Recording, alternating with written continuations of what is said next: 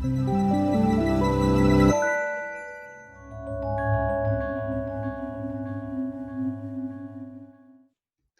I'm Ben Graham. Welcome to our second SPEC Lab ggplot2 training here. We're going to start to add in some different colors and different line types. We're going to start to kind of mess with how the graph looks a little bit. So we were doing a histogram last time around. We'll make a kernel density plot this time around.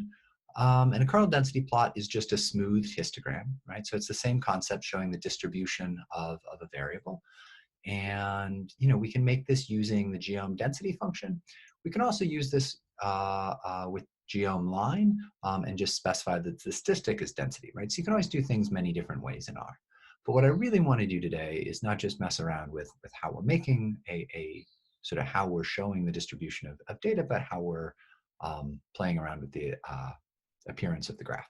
So let's start with just changing the color of that line, right? And start with adding some labels. Okay, so with the labels, right, let's add a title, let's add a subtitle, an x-axis label, a y-axis label. That'll get us some of the way toward a prettier graph, right? So we've got access to electricity now on the x-axis, density on the y-axis, a title, a subtitle, but we're still in pretty simple black line, gray background. So let's start to mess with that. Let's start to mess with, right now, we've got the 0.2 tick on the y-axis, but we don't actually know what the value is up here, so it's a little bit hard to tell what the density value is up at the top. So let's tweak our y-axis coordinates a little bit just to get that 0.03 onto the axis, so we get that extra tick label. So let's add in that.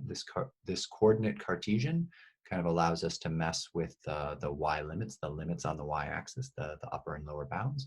Right, and we can add this extra tick on there and sort of make it clear where that density tops out. If we're messing around with color, right, I love this color, Dodger Blue 4. It's my favorite color in R. If I'm going to do a two-color plot, it's usually going to be Dodger Blue 4 and then a nice bright orange, that blue-orange combo. Hey, my artistic preferences aren't amazing, but I have my preferences. Okay, so let's change that line to Dodger Blue. Doesn't make a huge difference. Let's now mess around with a few other things, right? We can mess around with the line type. Let's make that line thicker. Let's make that line dashed. So we'll change line type equals 2. We'll give you dashed. 3 would give you dotted. 4 will give you dot dash, so on and so forth, right? With this size, we can make that line a lot thicker. So size 2 is actually pretty thick here.